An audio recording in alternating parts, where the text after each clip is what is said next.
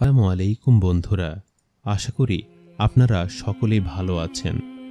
একদা লোকমান হাকিমের ছেলে লোকমান হাকিমের কাছে সফরে যাওয়ার জন্য অনুমতি চাইল। তখন লোকমান হাকিম তাকে সফরে যাওয়ার জন্য অনুমতি দিলেন। ছেলে যখন সফরে যাত্রা করবেন, ঠিক তার পূর্ব মুহূর্তে লোকমান হাকিম তার ছেলেকে কিছু দিক নির্দেশনা দিয়ে বললেন, বৎস, তুমি পূর্ব দিকে কিছু দূর অগ্রসর হওয়ার পর এক ময়দানের সম্মুখীন হবে। সেই ময়দানের একপাশে পানির একটি কূপ রয়েছে। কূপের পানি তুমি পান করবে না। কূপের পাশে একটি গাছ রয়েছে, তুমি সেই গাছের ছায়ায় বসবে না। আরেকটু সামনে অগ্রসর হলে দেখবে একজন বৃদ্ধ একটি গাছের ছায়ায় বসে আছে। তুমি বৃদ্ধের কাছে গিয়ে তোমার পরিচয় দিবে। বৃদ্ধ তোমাকে আদর করবে। তারপর বৃদ্ধ তোমাকে যা বলবে তুমি তাই হুবহু পালন করবে। এর মধ্যে তোমার মঙ্গল নিহিত রয়েছে। বৃদ্ধ যদি তোমার সঙ্গী হতে চায়, তাহলে তুমি তাকে তোমার সঙ্গী করে নিবে। এরপর তুমি উত্তর দিকে অগ্রসর হলে একটি অতি সুন্দর গ্রামে গিয়ে উপস্থিত হবে। সেখানকার মানুষরা তোমার পরিচয় পেলে তোমাকে খুব আদর যত্ন করবে এবং তোমাকে সেখানে থাকার জন্য অনুরোধ করবে। সেখানে একজন সুন্দরী ও ধনবতী যুবতী রয়েছে। তার সাথে তোমাকে বিবাহ দিতে তারা চেষ্টা করবে। তুমি সেই বিবাহে ততক্ষণ পর্যন্ত রাজি হবে না যতক্ষণ পর্যন্ত না তোমার সে বৃদ্ধ চাচা তোমাকে আদেশ করবেন।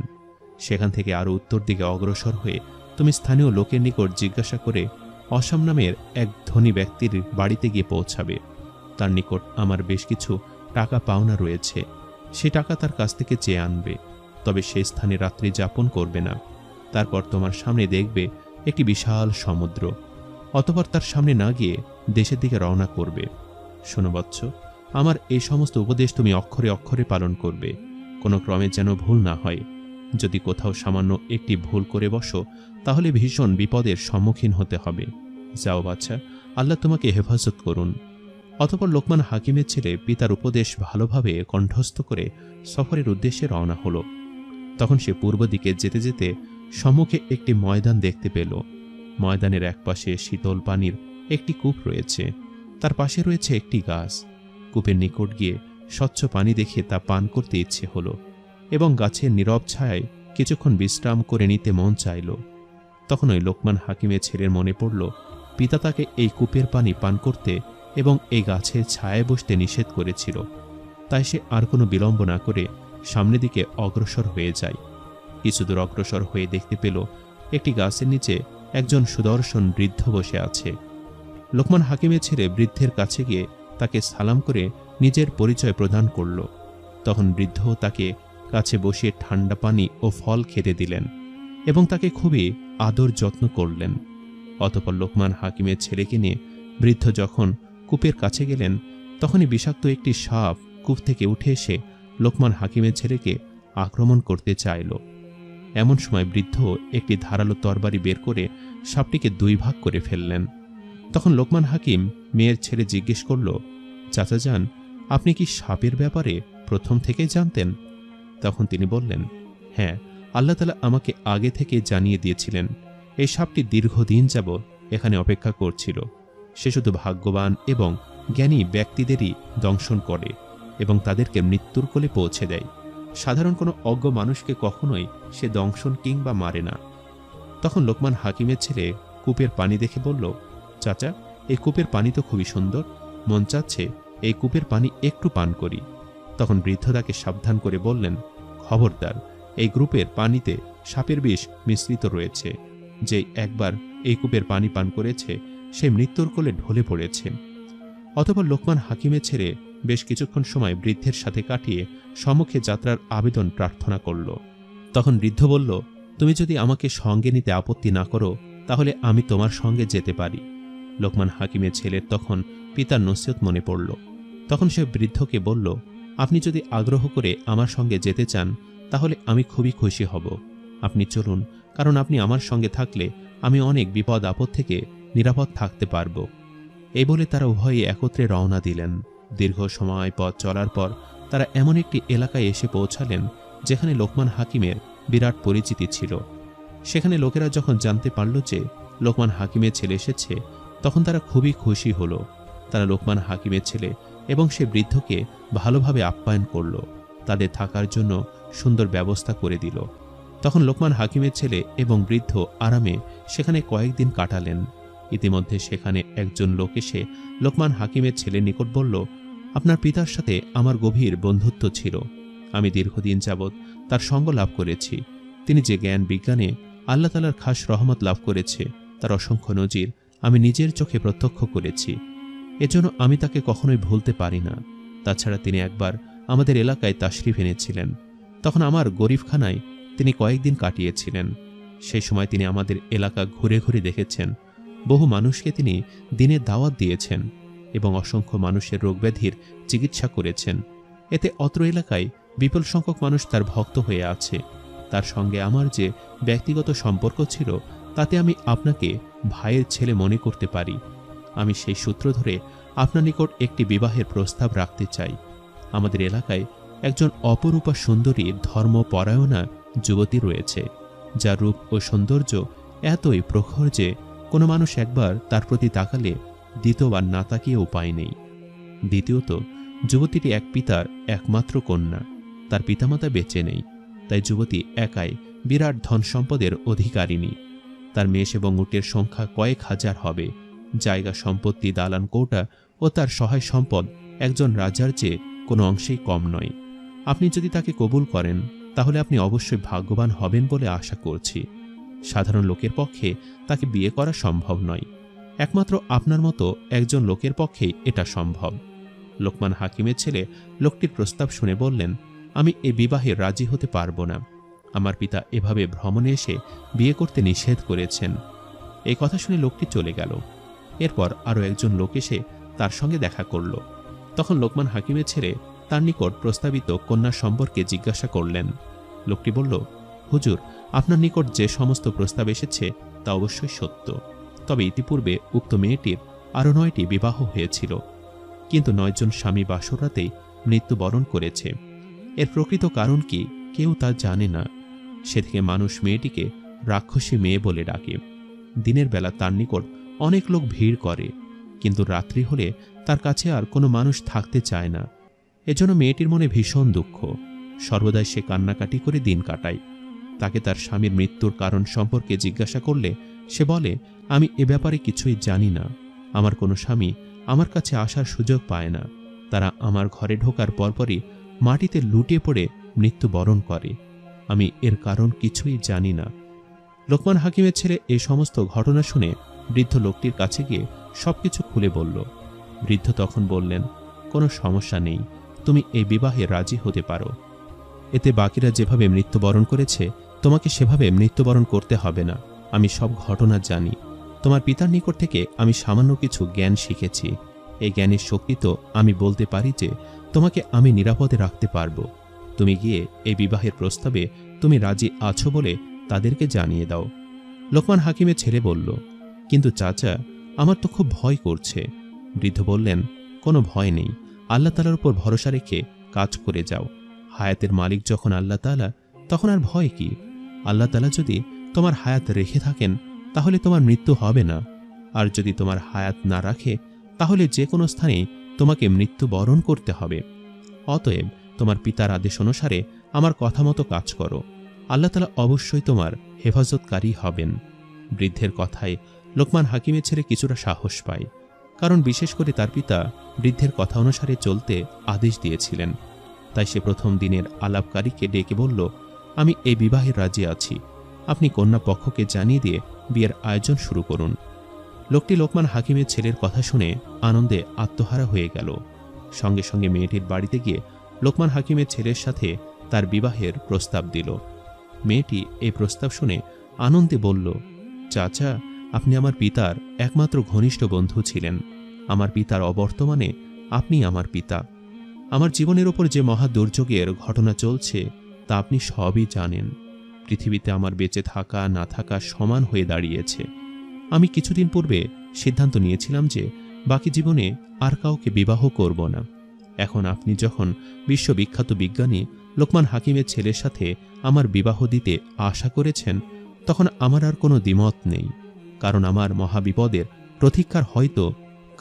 মহাবিপদের প্রতিকার হয়তো তিনি করতে সক্ষম হবেন। একমাত্র এ প্রস্তাব ব্যতীত আমি আর অন্য কোনো প্রস্তাবে রাজি হতাম না। কারণ আমার বাসর ঘরে এনে আরেকটি ছেলেকেও মৃত্যুর মুখে ঠেলে দেওয়ার সাহস আমার মধ্যে নেই। আমি বাসর ঘরে আর কত লাশ দেখব?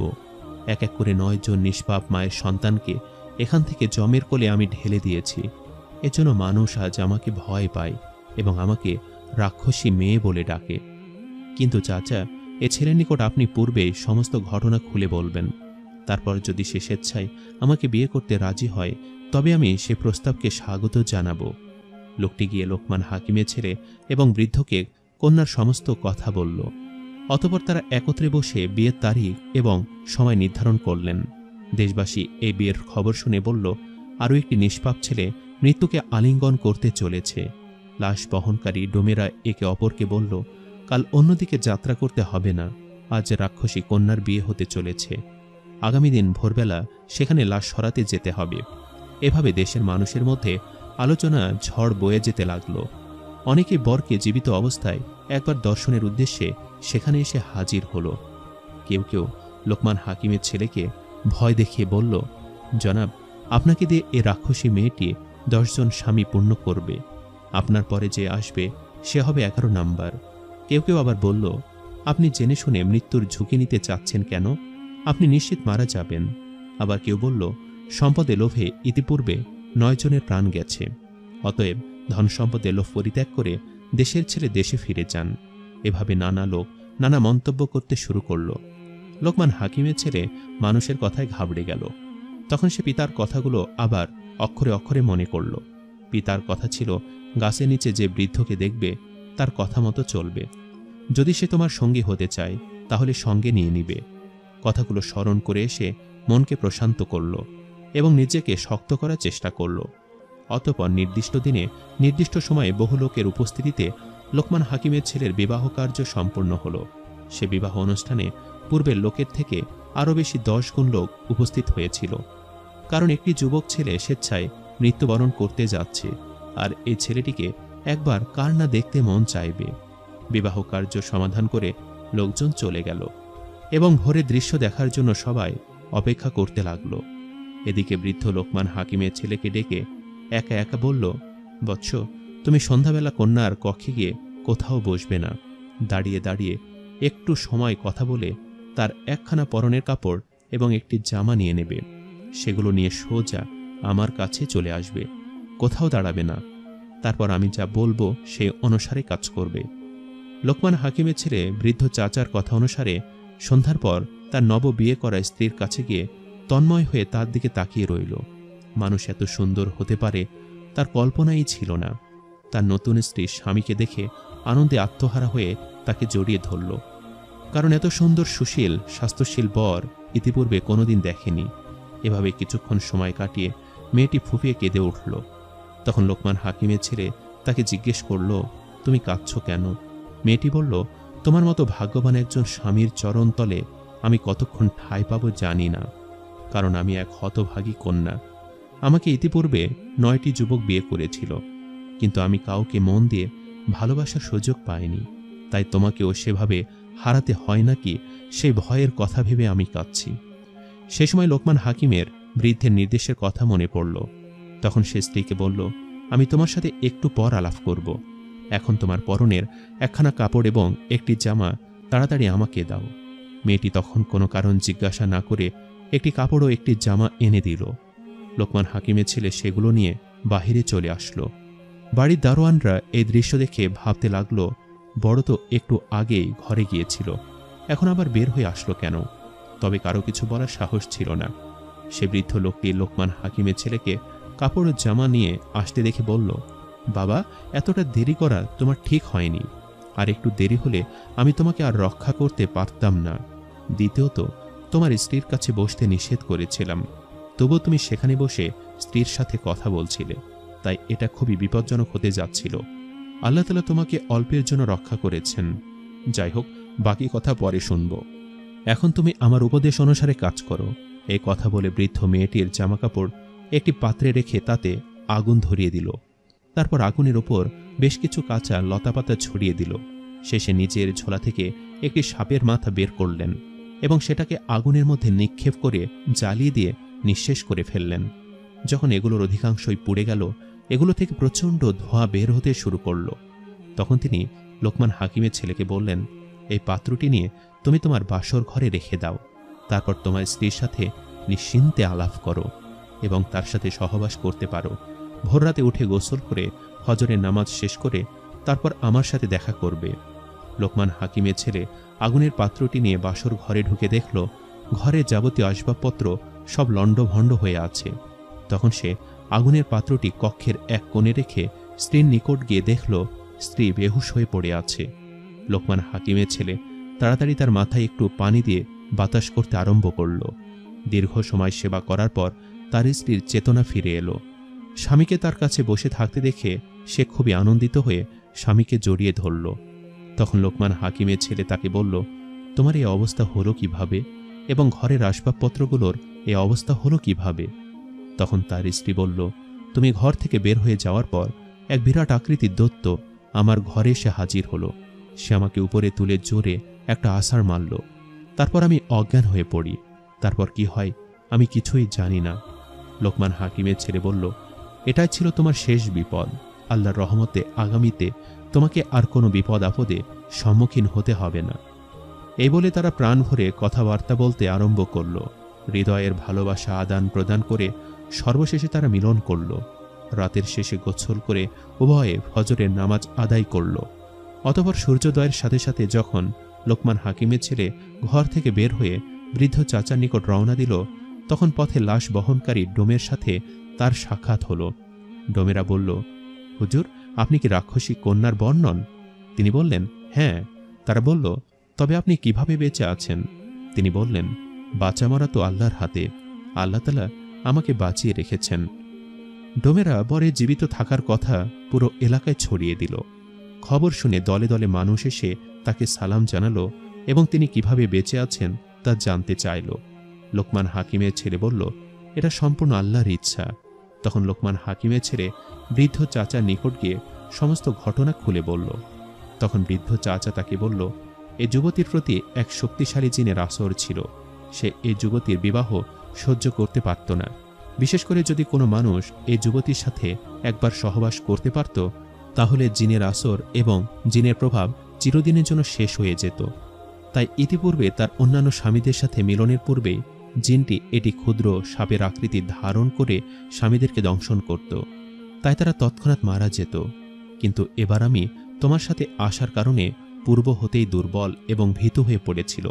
অতঃপর তোমার স্ত্রীর কাপড় এবং কিছু ত্যাজ্যশীল লতাপাতা জ্বালিয়ে দিয়ে সর্প আকৃতির অন্য একটি জিনের মাথা যখন আমি সেই আগুনের মধ্যে পোড়ালাম এবং সেই আগুনের ধোঁয়া চতুর্দিকে ছড়িয়ে পড়ল, তখন উক্ত জিনটি অস্থির ও উন্মাদ হয়ে গেল, যে তোমার স্ত্রীকে ওপরে তুলে আছাড় দিল এবং ঘরের আসবাবপত্র লণ্ডভণ্ড করে ফেলে গেল। সর্বশেষে সে পালাতে চেষ্টা করে। তখন আমি তাকে বন্দী করি এবং প্রচণ্ড প্রহার করি, যার কারণে সে মৃত্যুর কাছে পৌঁছে যায়। এবং যখন তোমরা সহবাসে লিপ্ত হও, তখন সে জিনটি মারা যায়। আর কোনোদিন সে তোমার স্ত্রীর কোনো ক্ষতি করতে পারবে না। এখন থেকে তোমরা নিরাপদ। লোকমান হাকিমের ছেলে তখন বৃদ্ধকে অশেষ ধন্যবাদ জানালো। এরপর লোকমান হাকিমের ছেলে তার পিতার পাওনাদারের কাছে যেতে চাইল। তখন বৃদ্ধ বললেন, এখন কি আমার আর প্রয়োজন আছে? তখন লোকমান হাকিমের ছেলে বলল, চাচা, আপনাকে ছাড়া আমি এক পাও সামনে যাব না। আপনি আমার জীবন আল্লাহর রহমতে রক্ষা করেছেন। পথে আরও কত বিপদ আছে তা আমি জানি না। অতএব আমাকে শেষ পর্যন্ত আমার পিতার নিকট আপনি পৌঁছে দিবেন। তার পূর্বে এবং আপনি বিদায় নিতে পারবেন না, এবং এর আগে আমি আপনাকে ছাড়ছি না। এরপর লোকমান হাকিমের ছেলে তার স্ত্রীর কাছে বিদায় নিয়ে পথ চলতে আরম্ভ করল। একদিন এক রাত দীর্ঘ পথ সফর করার পর তারা নির্দিষ্ট এলাকায় গিয়ে পৌঁছালো। সেখানে গিয়ে তারা স্থানীয় লোকদের নিকট ওসামের নাম ধরে তার বাড়ির ঠিকানা জানতে চাইলে লোকেরা তখন তাকে ভয় দেখিয়ে বলল, বলছেন কি ওসামের বাড়িতে যাবেন? আপনাদেরকে আমরা পরামর্শ দিচ্ছি যে ভালো মানুষের ন্যায় টাকার দাবি ছেড়ে দিয়ে দেশে চলে যান। ওসাম একটি খুনি এবং খারাপ মানুষ। সে আপনাদের টাকা ফেরত তো দিবেই না, বরং আপনারা যদি তার নিকট টাকা চাইতে যান তাহলে সে কোনো না কোনোভাবে আপনাদের হত্যা করে ফেলবে। অতএব ভালো এটাই হয় যে আপনারা টাকার দাবি ছেড়ে দিয়ে দেশের মানুষ দেশে ফিরে যান। লোকমান হাকিমের ছেলে এই সমস্ত কথা শুনে বৃদ্ধ চাচার দিকে জিজ্ঞাসু দৃষ্টিতে তাকালো। তখন বৃদ্ধ বললেন, আল্লাহর উপর ভরসা করে আমরা তার বাড়িতে যাব। আল্লাহ যদি আমাদের হায়াত রাখেন তবে সে আমাদের কিছুই করতে পারবে না, আর আল্লাহ তাআলা যদি আমাদের মৃত্যু লিখে রাখেন তাহলে আমরা যেখানেই থাকি না কেন মৃত্যুবরণ অবশ্যই করতে হবে। চলো আমরা ওসামের বাড়ি যাই। অতঃপর উভয়ে যখন ওসামের বাড়ি গিয়ে পৌঁছালো তখন ওসাম এসে তাদের পরিচয় জিজ্ঞাসা করল। যখন তারা তাদের পরিচয় দিল তখন ওসাম বলল, আপনাদের অতিথি হিসাবে পেয়ে আমি খুব খুশি হয়েছি। আমি কিছুদিন থেকে লোকমান হাকিমের টাকাটা পাঠিয়ে দিব বলে ভাবছিলাম, কিন্তু সুযোগের অভাবে তা করতে পারিনি। এখন আপনারা এসে গেছেন, তাই খুবই ভালো হয়েছে। এবার আমি সহজেই দেনামুক্ত হতে সক্ষম হব। আপনারা আজকে আমার গরিবখানায় থাকবেন, আগামী দিন আপনাদেরকে বিদায় করব। লোকমান হাকিমের ছেলে তখন বৃদ্ধকে বলল, চাচা, এ লোকের বাড়িতে আমাকে আমার পিতা থাকতে নিষেধ করেছিলেন। বৃদ্ধ তখন লোকমান হাকিমের ছেলেকে আশা দিয়ে বললেন, কোনো সমস্যা নেই, আল্লাহর রহমতে আমরা এখানে আজকে রাতে থাকব এবং আগামীকাল আমরা এখান থেকে চলে যাব। বৃদ্ধের কথার উপর লোকমান হাকিমের ছেলে কোনো কথা না বলে সেখানে থাকতে রাজি হয়ে গেল। অতঃপর দিন শেষে রাত্র আসলো। রাতের বেলা ওসাম মেহমানদের উত্তম খাবার প্রদান করল এবং উত্তম জিনিসপত্র দিয়ে তাদেরকে বিশ্রামের ব্যবস্থা করে দিল। 3 তলা বিশিষ্ট এক অট্টালিকার নিচতলায় তাদেরকে থাকার ব্যবস্থা করে দিল। রাত যখন গভীর হল তখন সে বৃদ্ধ লোকটি লোকমান হাকিমের ছেলেকে খুব সংগোপনে ডেকে ঘুম থেকে জাগ্রত করল এবং বলল, আমার সাথে এসো। লোকমান হাকিমের ছেলে বৃদ্ধের কথায় তার পেছন পেছন চলতে লাগল। বৃদ্ধ তখন সেই অট্টালিকা 3 তলায় গিয়ে দেখল ওসামের ছেলে একটি খাটের উপর শুয়ে রয়েছে। তখন লোকমান হাকিমের ছেলে এবং সে বৃদ্ধ সেই খাট ধরে নিচের তলায় নামিয়ে আনল, যেখানে ওসাম তাদেরকে রাত্রি যাপনের জন্য বিছানা করে দিয়েছিল। সেখানে তারা ওসামের ছেলের খাটটি রেখে দুজনে 3 তলায় গিয়ে ঘুমিয়ে পড়ল। অতঃপর যখন ভোর হল তখন তারা শুনতে পেল ওসামের চিৎকার এবং কান্নাকাটি। ওসামের চিৎকার শুনেই তাদের ঘুম ভাঙল। তারা নিচের তলায় এসে দেখল চতুর্দিকে পানি থই থই করছে। যে কক্ষে তাদের বিছানা দেওয়া ছিল সে কক্ষটি সম্পূর্ণ পানিতে পরিপূর্ণ। ওসামের ছেলে সেই পানিতে ডুবে মারা গিয়েছে। নিজের ছেলেকে সম্মুখে রেখে ওসাম চিৎকার করে কাঁদছে। বৃদ্ধ এবং লোকমান হাকিমের ছেলে যখন নিচে আসলো তখন ওসামকে জিজ্ঞাসা করল, ভাই, কি হয়েছে? ওসাম তখন বলল, আপনারা আমাকে উপযুক্ত শিক্ষা দিয়েছেন। আপনারা যে এত দূরদর্শী তা আমি ভাবতে পারিনি। আমি আমার এই নিচতলাটাকে একটি মরণফাঁদ হিসাবে ব্যবহার করতাম। রাত্রিবেলা এখানে সমুদ্রের ঢেউ এসে পানিকে কক্ষটি ডুবে যায়। রুমের দরজা গভীর রাত্রে আমি একটি বন্ধ করে রেখে দেই, যেন এই কক্ষে ঘুমানো কোনো লোক বের হতে না পারে এবং সে ব্যক্তি যেন পানিতে ডুবে মারা যায়। আজকে আপনারা দরজা বন্ধ করার পূর্বেই এখান থেকে সরে গিয়ে আমার ছেলেকে এনে এখানে রেখে দিয়ে গিয়েছিলেন। আজকেও আমি রাত্রি শেষে দরজাটি বন্ধ করে দিয়েছিলাম। তখন আমি জানতাম না যে এই কক্ষে আপনাদের পরিবর্তে আমার ছেলে শুয়ে রয়েছে। আমি জীবনে বহু পাওনাদারকে এভাবে হত্যা করেছি। শেষ পর্যন্ত সে পাপের প্রতিফলন আমি নিজেই পেয়েছি। আমি আজ থেকে তওবা করলাম, বাকি জীবনে আমি আর এমন কাজ করব না। আল্লাহ তাআলা আমাকে উপযুক্ত শিক্ষা দিয়েছেন। আমি আপনাদের সামনে তওবা করে নতুন জীবন আরম্ভ করছি। আপনারা দয়া করে আমার এই ঘৃণিত অপরাধ ক্ষমা করে দিবেন। বৃদ্ধ দরবেশ ওসামের কথা শুনে বললেন, আল্লাহ তাআলা বোধহয় তোমাকে হেদায়েত দান করার জন্য আমাদেরকে প্রেরণ করেছেন। যে অপরাধ তুমি জীবনভর করেছ তার জন্য আল্লাহ তাআলার কাছে ক্ষমা প্রার্থনা করো।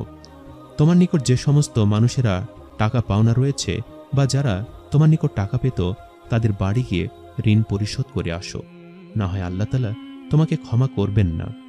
ওসাম তখন লোকমান হাকিমের পাওনা টাকা এনে তার ছেলের হাতে দিয়ে বলল, আমি অল্প কিছুদিনের মধ্যেই বাকি সকল পাওনাদারের টাকা ফিরিয়ে দেব।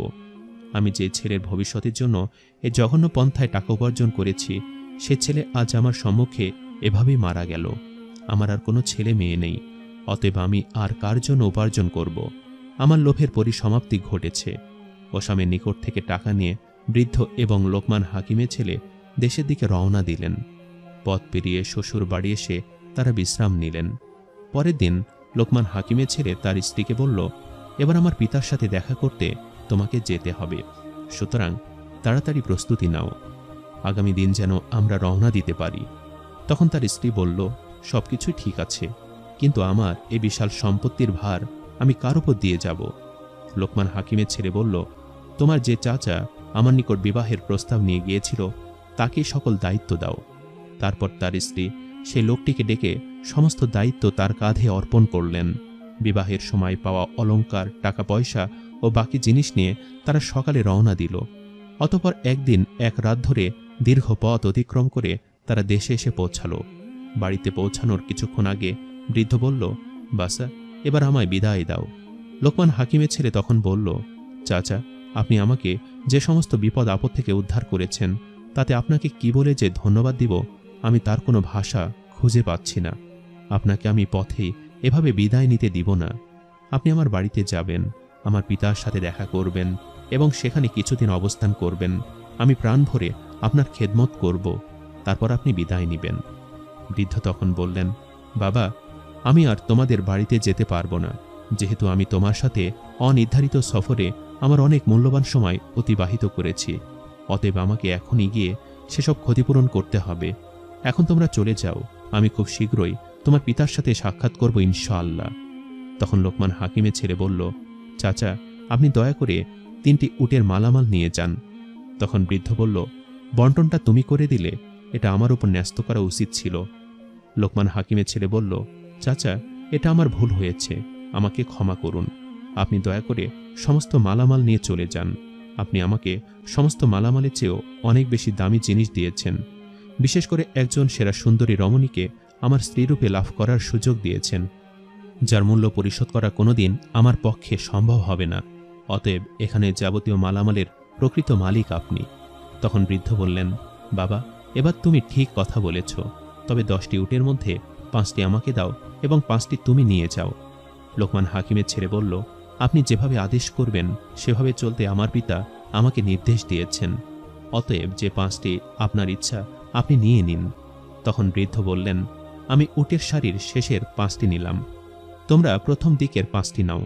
লোকমান হাকিমের ছেলে বলল, আলহামদুলিল্লাহ, তাই হোক। এই কথা বলে সেগুলোকে 2 ভাগে বিভক্ত করে দিল। অতঃপর বৃদ্ধকে সালাম দিয়ে তারা পথ চলতে আরম্ভ করল। কিছুদূর যাওয়ার পর বৃদ্ধ তাদেরকে পেছন দিক থেকে ডাক দিলেন। লোকমান হাকিমের ছেলে বৃদ্ধের ডাক শুনে থেমে গেল। তখন তিনি লোকমান হাকিমের ছেলের স্ত্রীর কাছে গিয়ে বললেন, মা, আমি তোমাকে আমার ভাগের 5টি উট দান করে দিলাম, তুমি এগুলোর মালিক হিসাবে নিয়ে নাও। লোকমান হাকিমের ছেলের স্ত্রী বলল, চাচা, আপনি এটা কি বলছেন? আমি এগুলো নিব না, এগুলো আপনাকে নিতে হবে। আপনি আমাকে নতুন জীবন দিয়েছেন, আমাকে পৃথিবীর সেরা ব্যক্তির পুত্রকে উপহার দিয়েছেন। আপনার ঋণ আমি কোনো দিন শোধ করতে পারব না। আপনাকে শুধু এই উট নয়, বরং আমার বিশাল সম্পত্তির অর্ধেক দান করব বলে অঙ্গীকার করছি। তখন বৃদ্ধ বললেন, মা, আমি এই সম্পদ দিয়ে কী করব?